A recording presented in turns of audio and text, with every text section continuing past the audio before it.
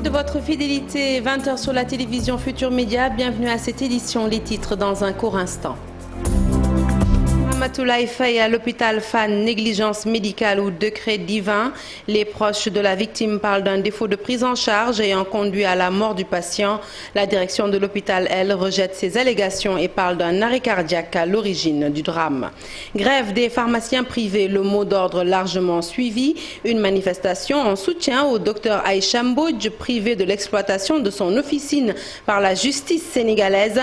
Le docteur Aminata Gassama, à qui la pharmacie dakaroise reviendrait de droit, a tenu à dénoncer ce qu'elle considère comme étant une partialité flagrante du syndicat des pharmaciens privés à son égard. Ramadan oblige, nous nous intéressons ce soir au Yété Khud, une tradition consistant à réveiller les membres de la communauté à l'heure du Sahour ou au repas de l'aube. À Yoff, la tradition est perpétuée, à la Médina aussi, et les jeunes rivalisent d'astuces pour bien marquer cet intervalle. Voilà pour les titres, le développement, c'est tout de suite.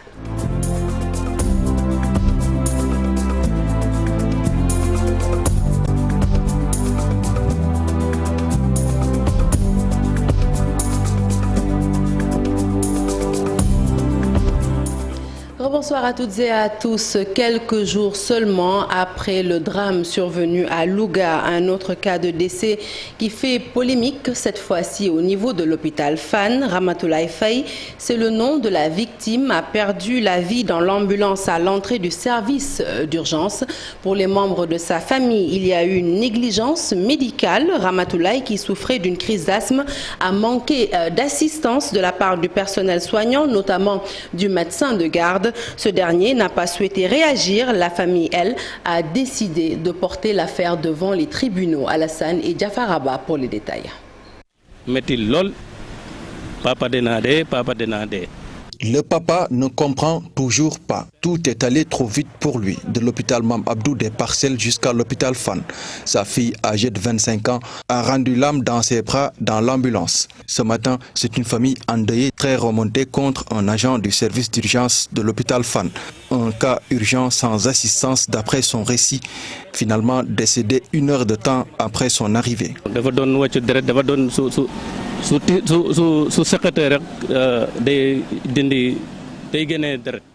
Elle crachait du sang partout et le technicien scanner refusait de la toucher. C'est nous-mêmes qui avions nettoyé le sang avec des éponges. On continuait à négocier juste pour qu'il s'occupe de notre fille, mais en vain. Finalement, il nous a signifié qu'il ne pourra rien faire. Il faut l'amener au service d'urgence.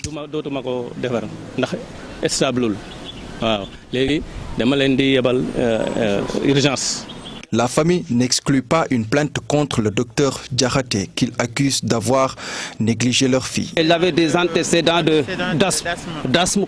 Maintenant, on a constaté une hémorragie interne et il coulait du sang. S'il constate que ça ne va pas, il devrait prendre l'engagement d'évacuer ça vers le médecin. Mais le médecin a fui sa responsabilité. On a fait presque 1 heure de temps sans pour autant qu'il vienne constater la situation. Nous avons constaté une négligence totale. Nous aussi, parce que si les autres médecins de SAMU ont accepté et ont forcé de l'amener ici, c'est parce qu'ils savent ce qui se trouve dans les urgences. Donc c'est ça que je déplore moi, c'est ça que je déplore. Surtout moi je vois beaucoup plus le manque d'expérience c'est carrément un manque d'expérience moi que je veux dire. Nous avons échangé avec le mis en cause. Ce dernier nous a signifié avoir livré sa version des faits à ses supérieurs. Nos tentatives de joindre le directeur de l'hôpital sont restées vaines.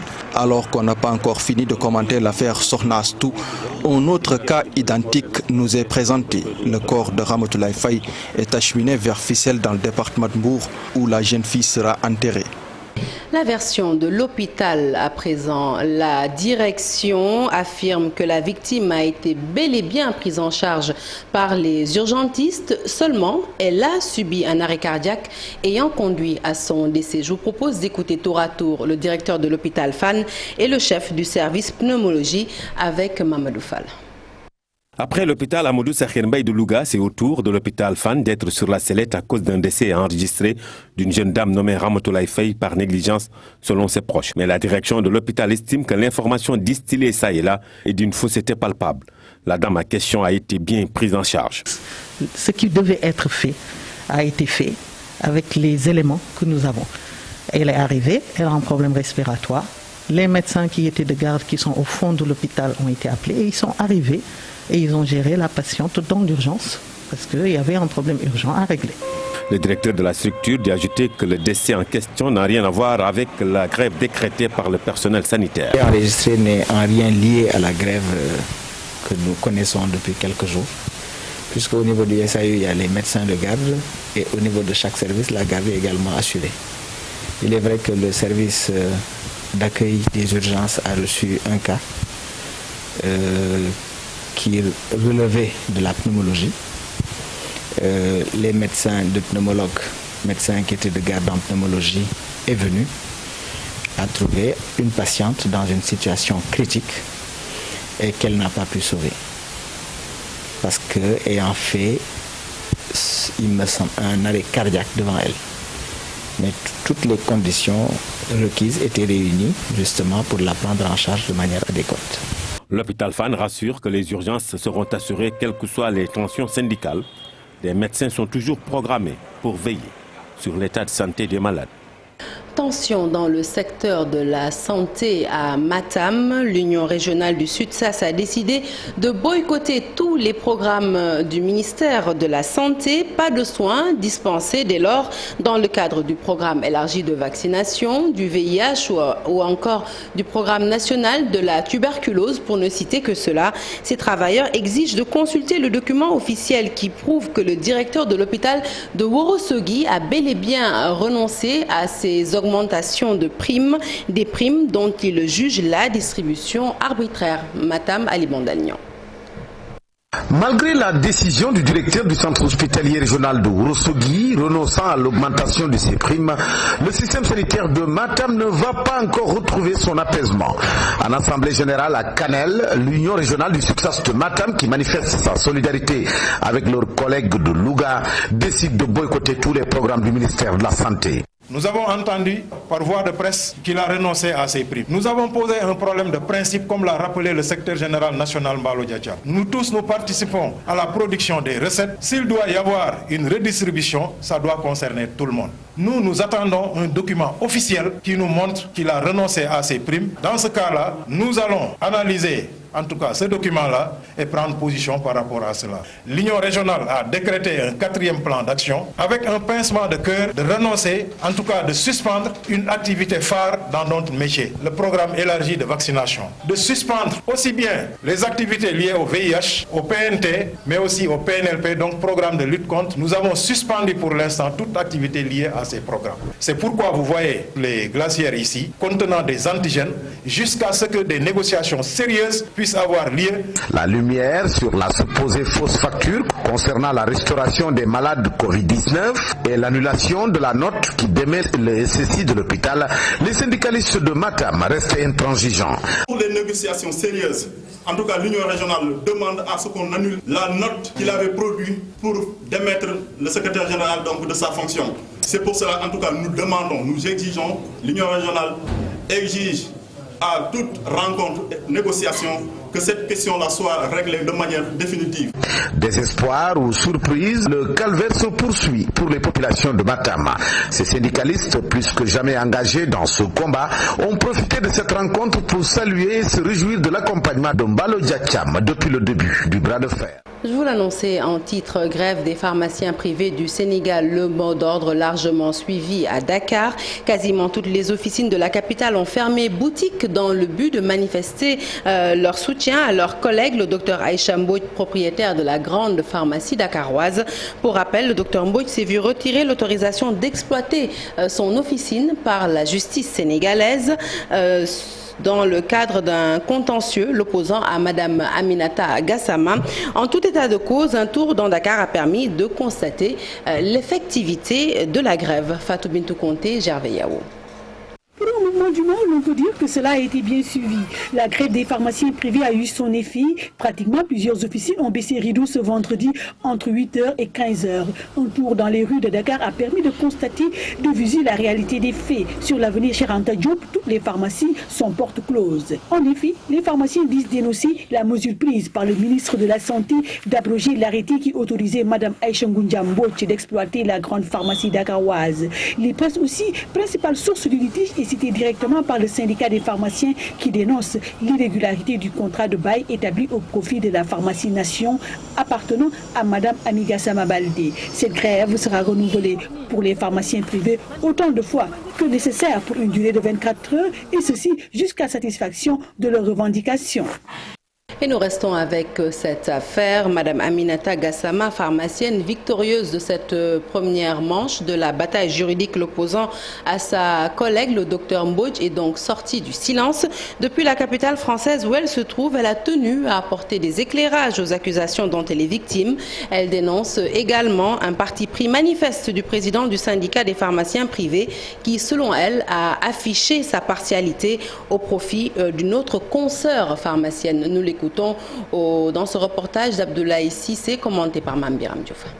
Dr Aminata Gassama est très en colère contre le président du syndicat des pharmaciens.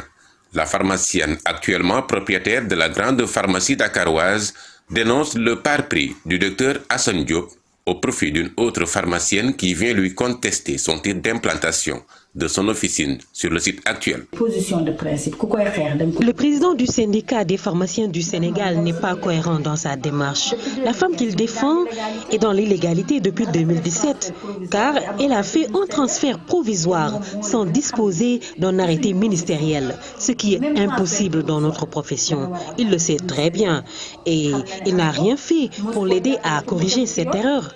Lui-même, Hassan Diop, a fait la même chose quand il a transféré sa pharmacie. Je ne comprends pas son acharnement. Quand il refait l'historique du contentieux, Dr Aminata Gassama a du mal à comprendre l'agissement de sa consoeur et de ses soutiens, et surtout le 2 poids 2 mesures du syndicat des pharmaciens privés.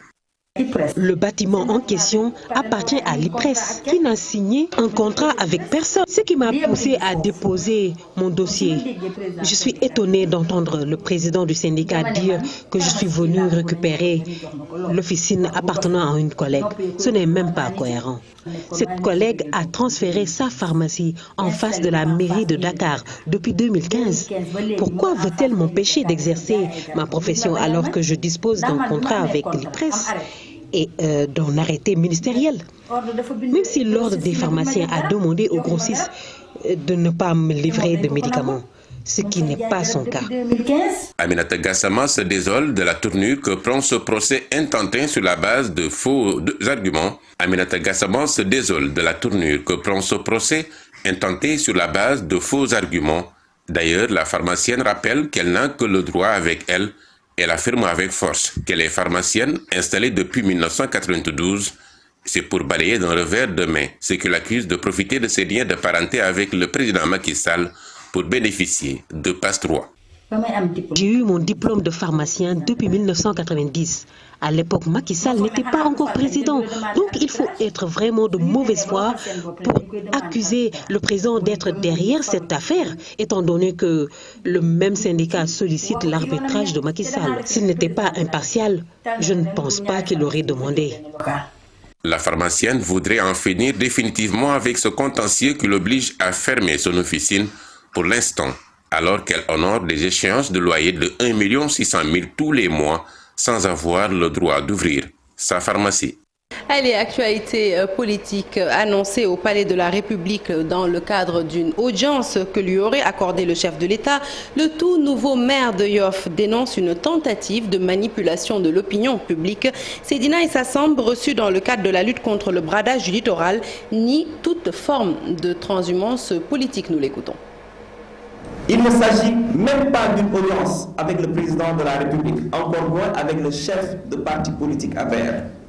Il s'agit d'une séance de travail qui malheureusement s'est déroulée dans un contexte politique marqué par la transhumance, le débauchage de maires et de conseillers de l'opposition, après la dynamique victorieuse de la coalition Yewwi Askan Wi aux dernières élections locales et les perspectives heureuses qui s'ouvrent pour les élections législatives. Et l'on a vite fait d'entretenir à dessein la confusion pour semer le doute dans l'esprit des populations, susciter le mépris de nos camarades et la méfiance de nos alliés. Les populations nous avaient fait part de leurs préoccupations légitimes relatives à des constructions sur le domaine public maritime. Qu'à chaque fois que le fonctionnement de la commune exigera de rencontrer quelque autorité publique des plus hautes au subalterne, nous nous ferons le devoir, responsables des citoyens, de travailler avec ces autorités. Et puis, après s'être fait un nom dans le paysage médiatique, Pape Djibril Fall compte briguer le suffrage des Sénégalais aux élections législatives du 31 juillet prochain. Le journaliste du groupe Futur Média appelle les Sénégalais à parrainer massivement sa candidature. PDF, comme on le surnomme, en a fait l'annonce cet après-midi au cours d'un point de presse. C'était en présence de notre reporter Ibrahim Akana. C'est officiel, Pape Djibril Fall est candidat aux élections législatives du 31 juillet. Un choix bien mûri par le journaliste du groupe Futur Média et sous-tendu par une volonté de servir. Ma soif de connaître mon terroir et d'apprendre des hommes et des femmes qui ont fait son histoire m'ont amené à rencontrer le peuple dans son entièreté et sa diversité, de l'écouter, de dialoguer avec lui, de s'enquérir de ses préoccupations et de comprendre ses aspirations fortes et légitimes. Ceci me conforte dans mon attachement à notre grande nation, ma fidélité aux valeurs d'humanisme, d'empathie, d'ouverture d'esprit, de solidarité agissante et de convivialité. C'est fort de ce constat que j'ai décidé de m'engager davantage à vos côtés en répondant favorablement à votre invite. Je suis candidat à la candidature pour les élections législatives du 31 juillet 2022. Pour que sa candidature puisse être validée, PDF, comme on le surnomme, compte sur le soutien des populations en vue d'une bonne parrainage, une réforme qui viole la libre participation des citoyens aux élections, dit-il. Le parrainage a produit une hérésie en violant le principe élémentaire de la libre participation pour tout citoyen ou formation qui la désire à des joutes électorales dans notre pays. Cette démarche unilatérale dans le changement des règles du jeu est inadmissible. Le parrainage ne saurait être un obstacle pour notre dévouement à vous représenter davantage, à sacrifier notre zone de confort et à questionner sans cesse la redevabilité que nous avons vis-à-vis de notre cher pays. Je vous invite donc, Sénégalaises et Sénégalais, d'ici et de la diaspora, à parrainer ma candidature, pour nous donner l'opportunité de mieux entendre, de mieux faire entendre vos revendications et attentes. À 3 mois de la tenue des législatives, PDF, avec son mouvement citoyen, appelle les Sénégalais à adhérer à son projet pour mieux prendre en compte les préoccupations des Sénégalais, une fois à l'hémicycle. Alors, pour l'heure, le nom de son mouvement citoyen n'a pas encore été révélé au grand public et en attendant, nous souhaitons plein succès et bon vent à notre confrère. Nous nous intéressons ce soir à une tradition qui consiste pendant le mois sacré de jeûne à réveiller les musulmans pour une collation avant le lever du soleil. La tradition du Yétékhud est de moins en moins pratiquée, même si dans certains quartiers, vous allez le voir, la pratique est toujours de mise. Si à Yoff, des jeunes font résonner leur tambourin avec des chants à l'appui, et bien à la Médina, ces derniers ont opté pour le porte-à-porte dans une ambiance plus sobre. Ibou Diouf.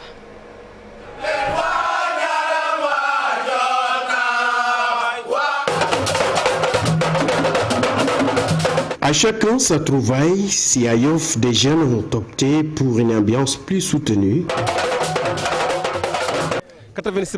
Des jeunes du quartier s'adonnent à cette pratique depuis 1986. À l'époque, certains ménages n'avaient même pas accès à l'électricité. Et cette ambiance aidait certaines personnes à se réveiller pour le khud. À la Médina, ces volontaires s'investissent dans la sobriété. Nous avons pris le relais. C'est nos grands frères qui faisaient cet appel. On essaie de faire de notre mieux pour tenir le flambeau.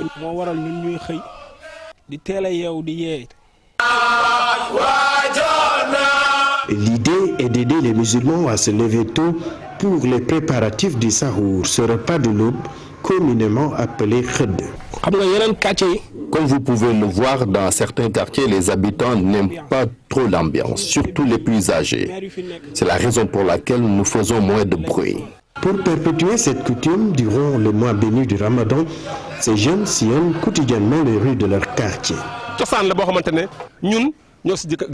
Il s'agit d'une tradition qui se transmet de génération en génération. Chaque année, avant la Korité, ces jeunes reçoivent des cadeaux en guise de remerciement.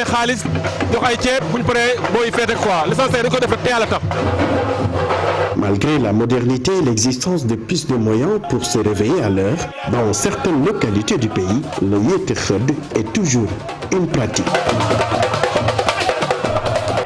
Fin de ce journal, merci de l'avoir suivi. L'actualité se poursuit sur toutes nos plateformes digitales. Un peu plus tard dans la soirée, comme d'habitude, retrouvez Pape Cheikh Diallo et ses protégés dans Quartier Général. Restez connectés sur la télévision Futur Média. Excellente suite des programmes et excellente soirée.